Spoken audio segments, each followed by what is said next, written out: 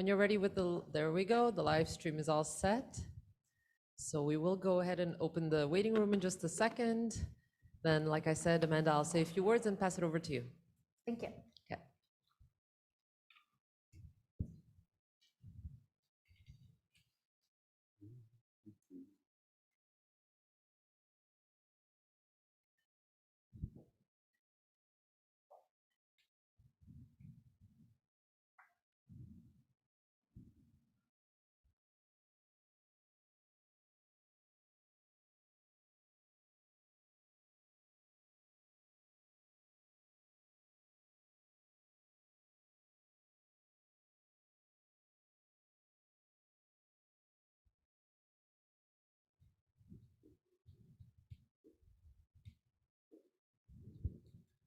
All right, good morning, everybody. Bonjour et bienvenue.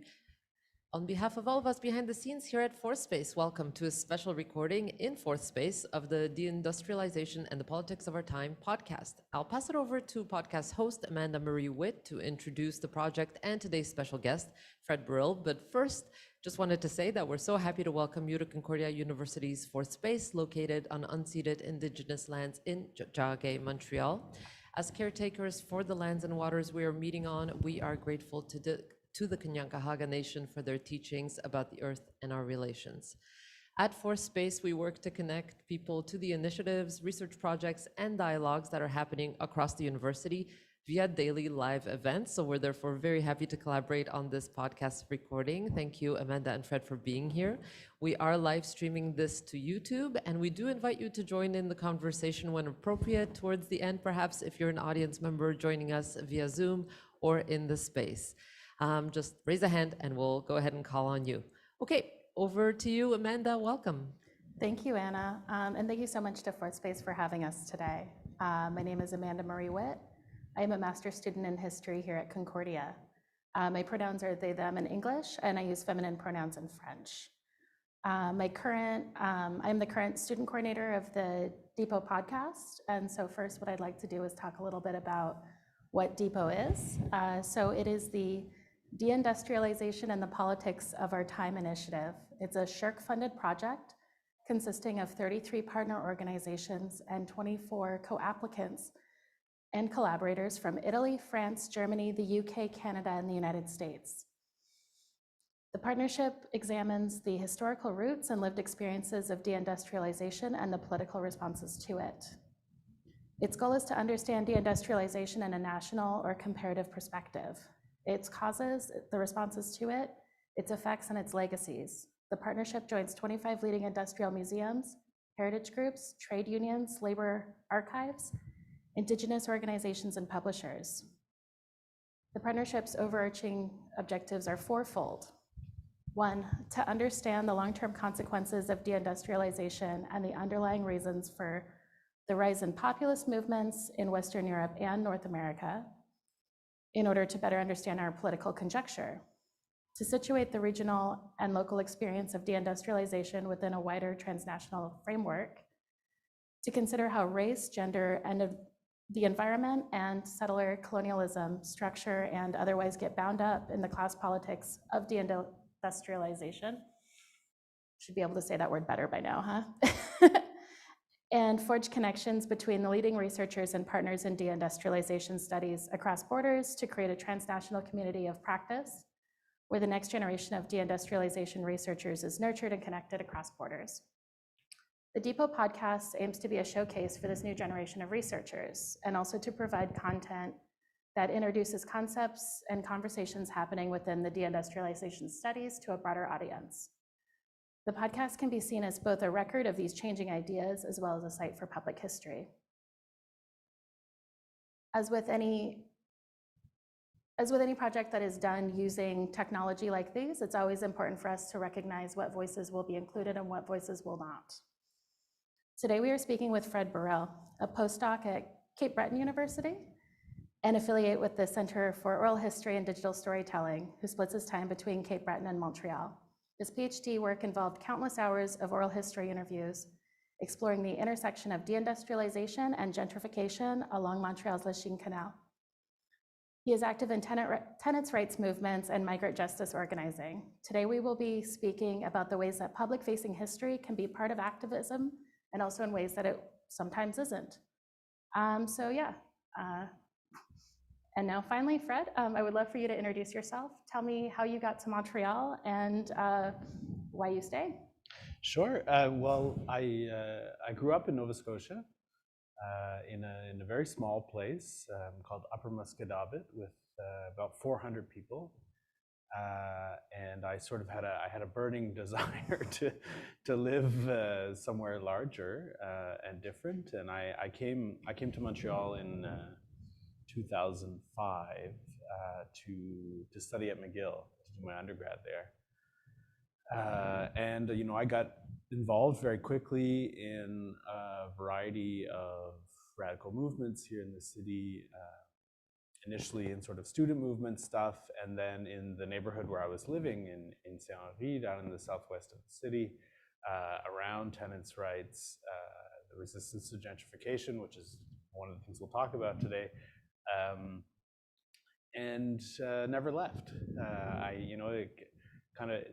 It became my home, and I worked for a long time as a tenant organizer at the DePOT, which is the Tenants Association in Saint-Henri, and I eventually decided that I would come back and do my PhD, which I did here at Concordia with Stephen High, and I'm excited to be back in Nova Scotia at Cape Breton University, where I'm working with Lachlan McKinnon, who's another one of the partners, the co-investigators in the DePOT Research Partnership. And so I'm sort of like rediscovering what it is to live in two places at once, but Montreal is always the center of my existence, yeah. Great. So in your PhD acknowledgement, you talk about how your parents were a very big influence on your organizing. And so I'd love to hear more about how maybe like your childhood and also your experiences with them informed that. Sure. So as I said, where I grew up, is a very small place. My dad was the United Church minister in our village. And my mom was a music teacher. And so I think they were doing forms of activism that are not, maybe not immediately recognizable as such, because, it was a place where heavily industrial, but no real tradition or institutions around labor organizing, no sort of like community infrastructure in a lot of ways that we would recognize in an urban context. But, our sort of family life was about supporting the people in the community and organizing for,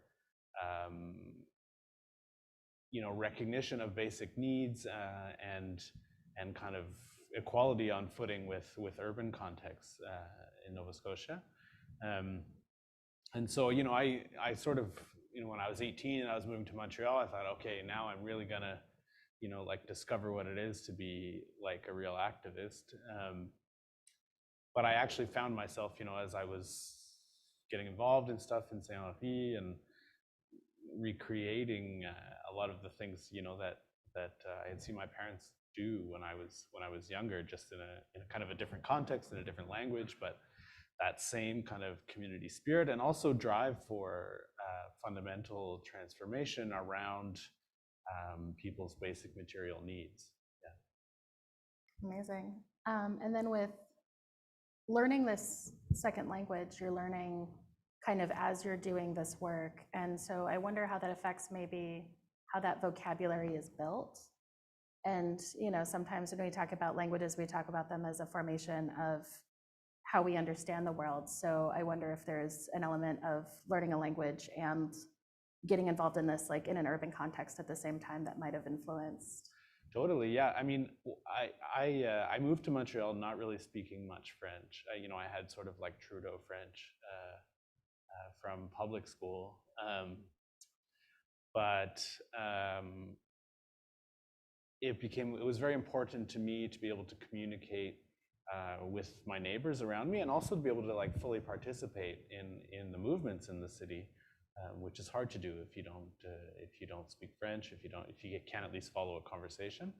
So you know, it required like a multi-year commitment to sort of like feeling a bit not up to speed in a lot of things.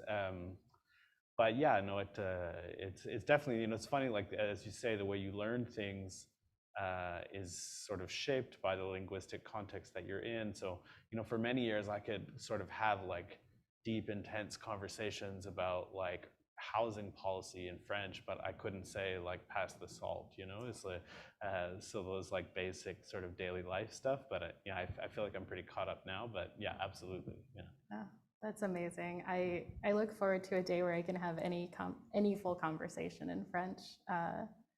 Working on it. You'll But get there. I was also thinking about this idea of the dual identity of being both essentially a gentrifier moving into a neighborhood like this that is experiencing deindustrialization and also has experiencing kind of this like you know, displacement of the existing residents, while also yourself maybe not being someone who has a lot of choice in where they live either, but is kind of part of that like educated kind of new class of underpaid academics, et cetera. Yeah, totally. I mean, when I moved here in 2005, and you know, I was living on student loans. I didn't have much money. I moved into an apartment in Saint Henri with 5 other roommates. Didn't know where I was moving. You know, I was just on the lookout for something that I could afford. And that's a phenomenon that we see in formerly industrial working class neighborhoods across the city, is a kind of, you know, like the vacancy rate is very, very, you know, it's as close to zero as it can get without actually being zero in Montreal at the moment. But it's even worse for family-sized apartments, right? So like people who are on 1 or 2 incomes looking for a place with 3 or more bedrooms is like basically impossible. And a lot of those types of apartments are occupied by students who are living in roommate situations. And you know, as I learned about gentrification and sort of working class displacement over the years, for a long time I was like, I would describe myself as sort of like a self-hating gentrifier, you know, like I was very much sort of insisting on kind of like the cultural elements of gentrification and the sort of alienation that, you know, that new bars and restaurants and kind of even more underground like show spaces and whatnot, the impacts, the sort of rippling cultural impacts that has on working class neighborhoods. But you know, the more that I actually was involved in struggle around the issues, the more I realized that it was, you know, those were largely sort of secondary phenomena, that in fact it was, you know, it's about capitalist restructuring of space. And I came to see that it's not necessarily about, you know, what type of poor or middle income person you are, or you know, where you move or how long you live there, but about, you know, how you relate to struggle in the space that you're living. And so I've come to be like much more forgiving, I guess, of student populations over the years because of that. Yeah, I remember speaking with some people. So I used to live in Crown Heights in Brooklyn, which experienced a lot of rapid gentrification. I also lived in the Kensington neighborhood of Philadelphia, same story.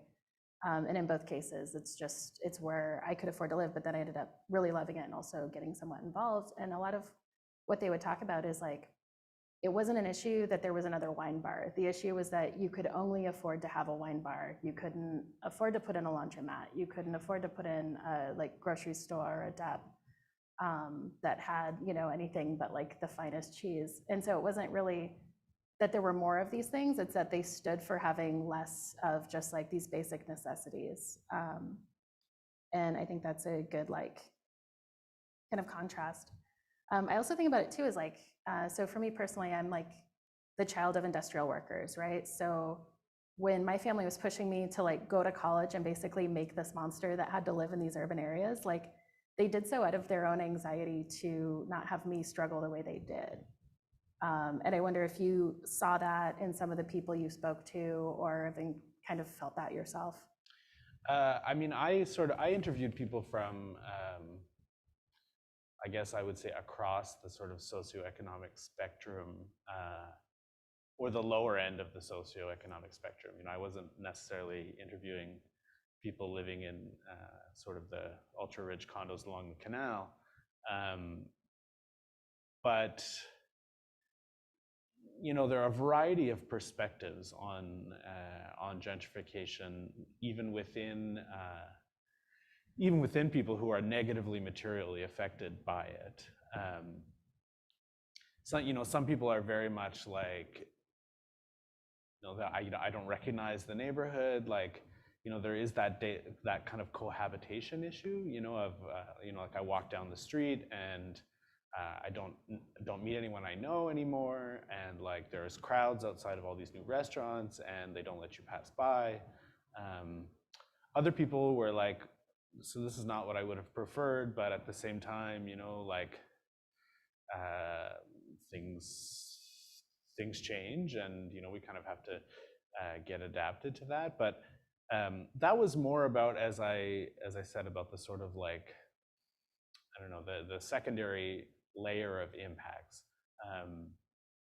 the kind of cultural manifestations of gentrification that are lived out in basically like the commercial offers. So as you say, you know, is it going to be a wine bar as opposed to a diner? And those are, you know, those are very important distinctions, obviously. You know, I interviewed one woman who's lived her whole life in the neighborhood, and she'd say, there's nowhere I can go anymore and just like order a coffee and a bowl of soup and you know, hang out and talk to people. And now like there's all these restaurants that like I go in them because I'm kind of curious to see what they're selling, but like you know, they sort of look me up and down and you know, don't take me seriously, and I can't go in there. And that's real. But I think like everybody that I talked to from across a variety of backgrounds was very unanimous that, you know, the problem is actually in the housing market itself, and it's in the conversion of formerly rental space to privately owned, so the conversion to condominiums and new build construction, and the Southwest and Saint Henri, Griffintown, Point St. Charles, and Little Burgundy are areas that have been heavily impacted by massive new build construction. So in other neighborhoods in the city, if you take like a place like Petite-Patrie or Little Italy, it's much more about conversion of pre-existing rental stock to condos. But really in Saint Henri, in the kind of post-industrial or deindustrialized landscape of having a lot of buildings available without an immediate vocation, there was a mass rush of real estate capital into that space, and a sort of an intentional political and economic restructuring of the space. Yeah, I mean, that also goes into the names that they're giving, right? Like, you know, what is the Côte du Canal, like? Yeah, the Quartier du Canal is like the new the new business association along Notre Dame, and it's very much about you know, renaming space to reflect its new sort of wealthy profile. So you get people who live in some of the luxury condos along the canal, which, you know, it's an apartment that you would be able to buy for $800,000-900,000 or $1 million. Only. Yeah, only, you know, like, because everybody's just got that cash lying around. And you know, if you ask them, they won't say, you know, I live in Saint Henri. They say I live on the canal. You know, because there's a certain kind of prestige associated with that, and they have like a private access to the water. One of the other impacts we see happening along that, in that kind of naming and claiming sort of way, is the extension of the name of Griffintown, which has kind of come the neighborhood in the city, and which was actually the starkest example of the kind of capital reinvestment of space, because big sections of the neighborhood had already been evicted for the construction of the highway, about 20 years earlier. So there was sort of, a kind of a mass concerted development all at once of mega developers.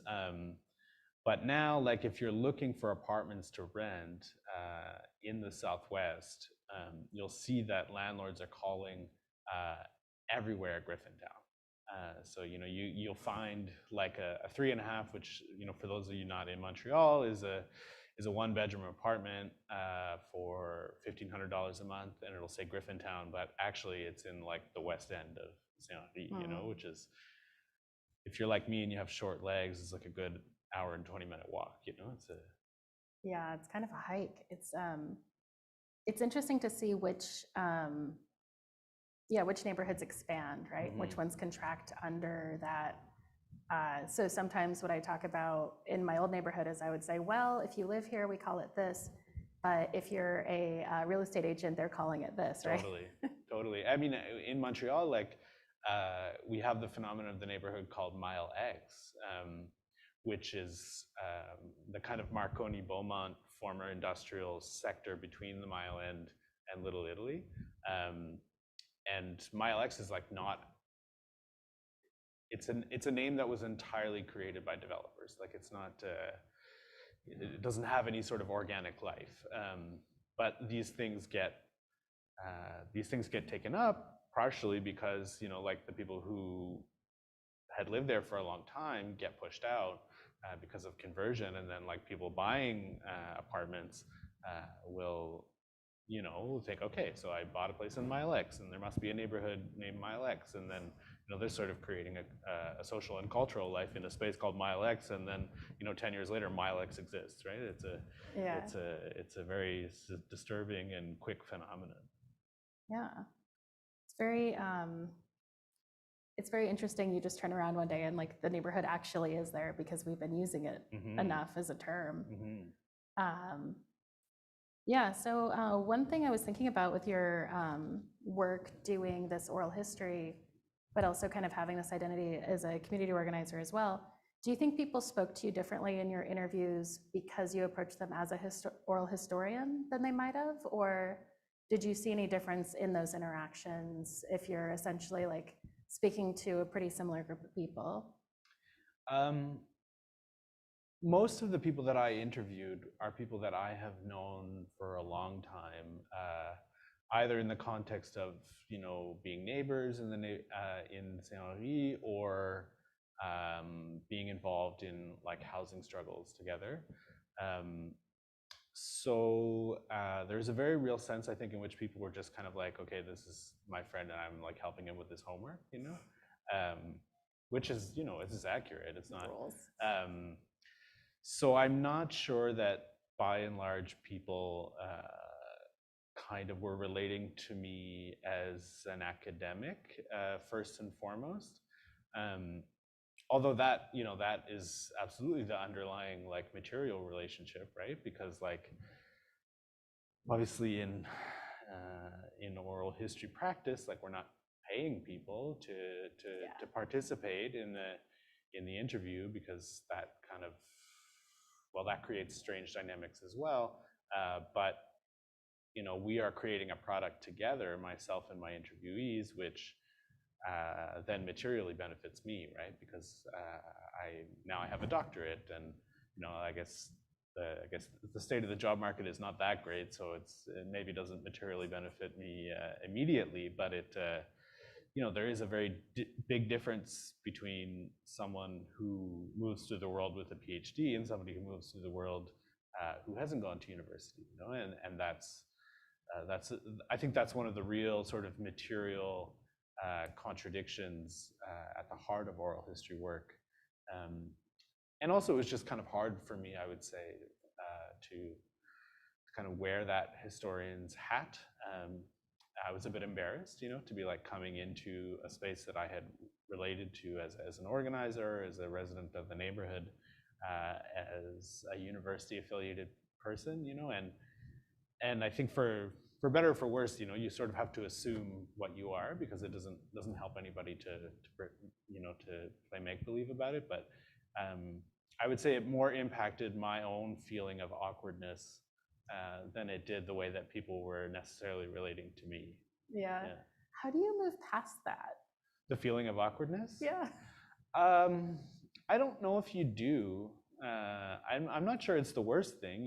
It's there's as people who do oral history know, there's an infinite literature about kind of creating egalitarian relations in this dialogic space of the interview. But I also think there being a sharp awareness of everybody involved, of the power differentials, is really important.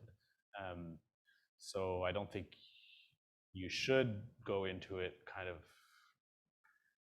in a sense of total comfort. Yeah. On the other hand, as people who I've known for a long time, right? So often the interviews, I'm a little bit embarrassed about the moment when they become archived and people are going through and they realize, oh, they're actually just talking to each other the whole time. It's not necessarily I ask a question and the person talks and then I ask another question and the person talks. It's very much like a back and forth, which was great, I think, for the kind of relational space of the interview. But yeah, I'm not sure it was the most professional thing, but that's probably not that important anyway. Yeah. Yeah. But also it's even if it's not professional, it's still kind of exposing and cataloging this period of time, right? Absolutely, and I think it's an authentic reflection of the relationships that I was working from. Yeah. So in your writing, you also mentioned kind of having this impatience with academia's idea of what might address issues. And I'm wondering if there was any period in your interviews or just kind of in yourself where you've been trying to reconcile that feeling of doing history that is aligned with activism versus actually helping and working in a community. Yeah, I mean, I started my PhD actually a little over a decade ago. I did a year and a month roughly, and then I quit because I had a sense of kind of urgency about political work that being an historian was not responding to. And then I went and did other organizing work for a long time, and eventually kind of came back to the more reflective space, because there were things that I was seeing, in the course of organizing that I was not really able to kind of come to grips with rather, or get a handle on. And so I reinvested that intellectual space without being kind of romantic about it, I think, because it's important that, professions in general are really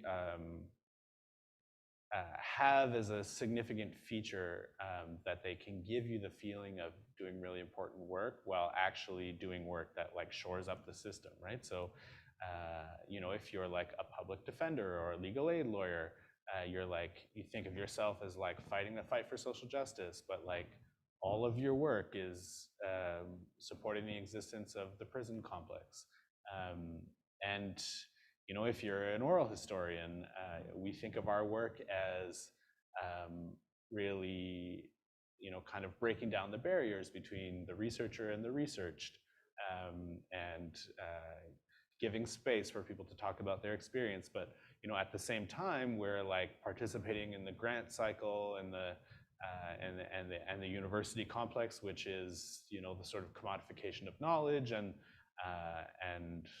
in many ways spaces of exploitation, both of students and of the variety of people who work in the university. So I think it's important to think about trying to do good work without having illusions about the institution.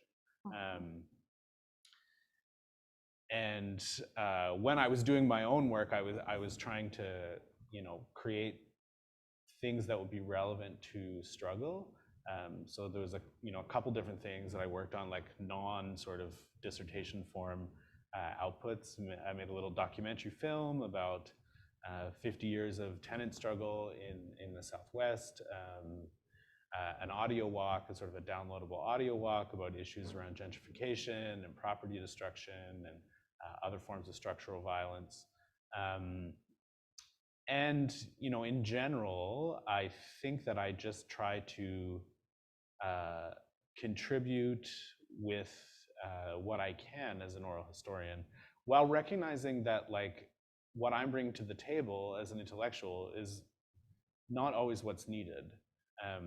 I think we need to ask ourselves more. This is probably true of professionals in general, but definitely as sort of left intellectuals, we have to ask ourselves more the question, what is to be done, and like less the question, what it is that I would like to do.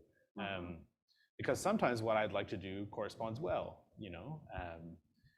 and other times it doesn't, right? Because like other times maybe what's needed is like looking after kids so other people can go to a meeting, or doing the dishes, or like, I don't know, participating in an occupation, like all of the things, right, that make up a movement.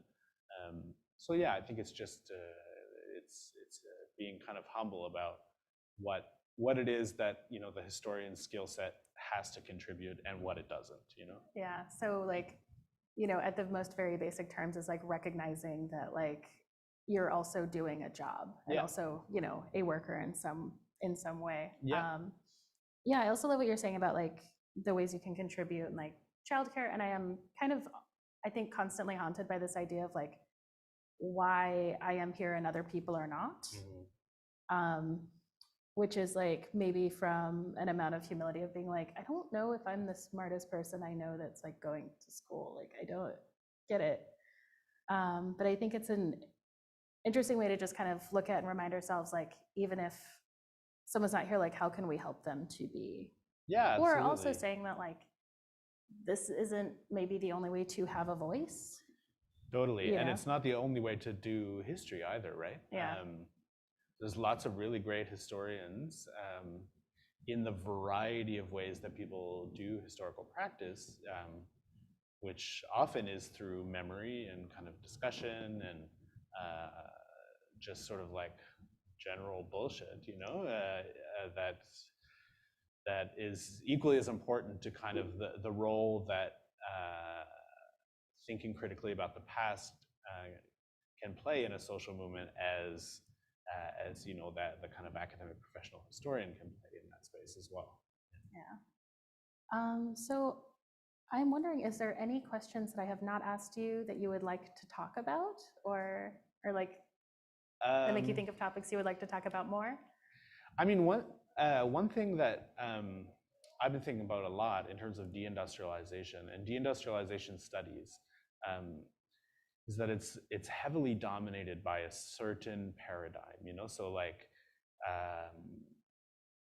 in both, like, I guess in the Anglo-American world particularly, we're very sort of like structure, feeling, Raymond Williams, E.P. Thompson, class culture, and I think my own work is absolutely in that mode, but we're not so good at explaining structurally what's happening. Like, so one of the things that I've been trying to think about is, what are the mechanisms of cycles of capital accumulation that lead to deindustrialization, and that place working class communities in the global north in relationship and in tension with their counterparts in the global south. And I don't have any conclusions about this, but I do think it's interesting that it's like certain parts of Marxist theory get super mobilized, those that deal with culture and ideas, and the ones that deal with like political economy are not so much part of the deindustrialization studies canon.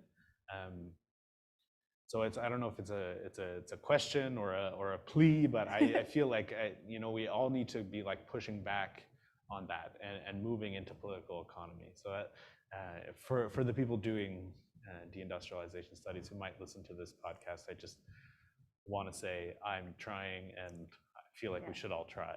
Yeah, a plea or a challenge, maybe? Yeah, Be like, maybe. oh, it's a challenge? A friendly challenge. Yeah, excellent. Yeah, so I feel like we're pretty good. I know that there might be some people that have questions on the Zoom. We're not so far. Great. So yeah, I think that that brings us to the end of our very first DePOT Live. DePOT Live. Great, thank you. It was fun. Thank you so much for coming. And then if anybody wants to subscribe, we are at Deindustrial Poll, so Deindustrial, the whole word with the letters POL at the end, at Twitter. And then you can find us on basically all of the podcatchers that I can figure out how to get us streaming on. So Thanks, So, yeah. Amanda. I do see Tom has his hand up. Tom, if you'd like to jump in. Tom. Yeah, should I speak it or should I type it? Yeah. Oh, we can hear you. It's so cool. Okay, so I'd love it if Fred could expand more on that kind of last meditation. I'm someone who's been similarly frustrated by the absence of political economy from deindustrialization studies. And I know, Fred, you've had some interesting things to say about the shift in primary labor markets that is wrought in neighborhoods like Saint-Henri as a result of deindustrialization. And I'd love if you could talk about that and its relationship to gentrification. Yeah, sure. Thanks, Tom, for the question. So in my own work, I think when in deindustrialization studies, when people tend to do sort of explanations for why things happen, it tends to be a lot about political decisions taken, so the sense that like deindustrialization was not inevitable. Sorry, I'm not sure where to look. Tom, am I looking at you or am I? Anyway, it's fine. Hey, there you are. Cool. Which is, is interesting to kind of politicize and historicize the policy decisions that lead up to job loss and the lack of kind of support for modification of industry from the state or from the company itself. And that of course reflects what a lot of workers have to say about their experience, right? The company, is still profitable. They just replaced this particular piece of machinery. It doesn't make sense that they shut us down, in ways that I think actually somewhat tend to obfuscate the broader dynamics of kind of falling rates of profit or over accumulation. That lead to sectoral switching, like in the economy, and that's really a lot of what happened in Saint-Henri. That there was a kind of an expansion of industrial production in the World War II and immediate post-war period, leading to like a glutting of the market and therefore a falling rate of profit, and then moving to either the suburban space or to global South countries of a variety of the corporations that were along the Lachine Canal, and therefore a kind of restructuring of global labor markets.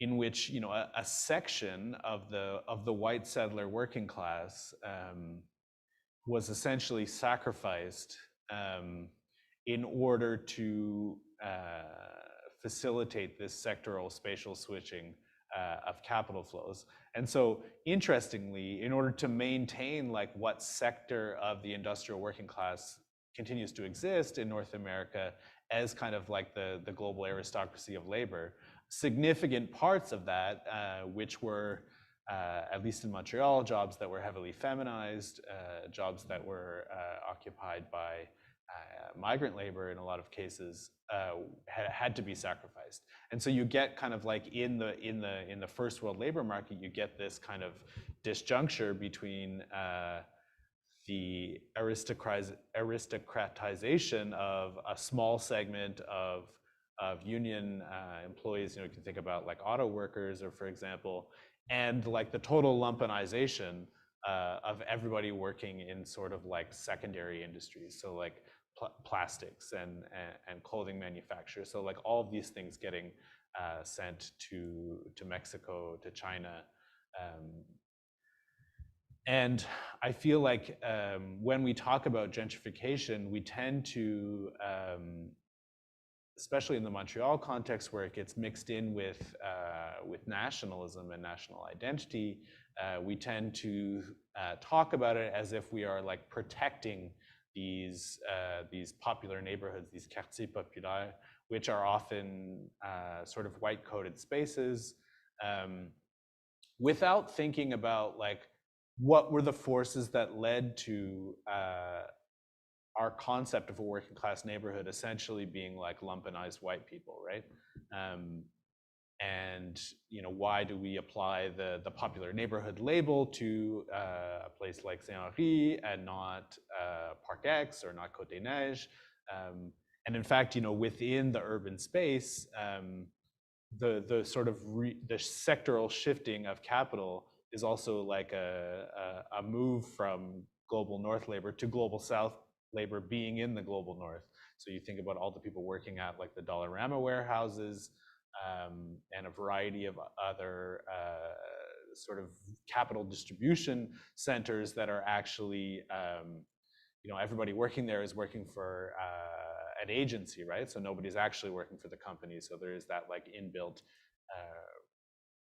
precarization. All that to say that the sectoral switching of capital flows in the sort of late 70s crisis, and then the reconquering of space by real estate capital, and you know, as you know, often through public pension funds too, right? Like subsidizing real estate development in Montreal. The biggest culprit is the Fonds de Solidarité FTQ, which is like a labor fund, right? That funds condo development. All of these things are like part of a broader reorganization of global capital and a segmentation, both along a global division of labor and within the global space of the North.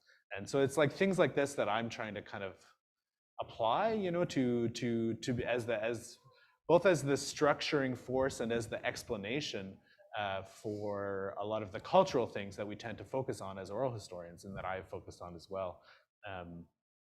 And I think, I mean, my impression is, and maybe, you know, people will listen to this and think I'm, you know, grossly exaggerating, but it's my impression that this is not like generally part of the explanations that we mobilize to explain deindustrialization as of yet. So thanks for the question, Tom. Yeah, thank you, Tom. Do we have any other questions from the Zoom? Nope. No? Well, I think we got one really good one, so I'm very happy about that. Great. All right, folks. Well, we really want to thank you once again for coming into Force Space to have this conversation. It was great to hear your exchange live and in person. Thank you for joining us and for that question, Tom. We really appreciate you jumping in. And I'll just remind you that we did live stream this onto YouTube, so you can revisit any of the thoughts that were shared by Fred and Amanda here today. And of course, we will be taking this episode and re-releasing it as an audio-only podcast. We'll do our gentle, careful editing here at Force Space and release it across our channels. And Amanda will also be working from this recording to release it as a continuum in her series of podcasts. I think we're at, what did you say, Amanda? We're at number 7 or 8 now, so this is great. Yeah, I believe so. Awesome.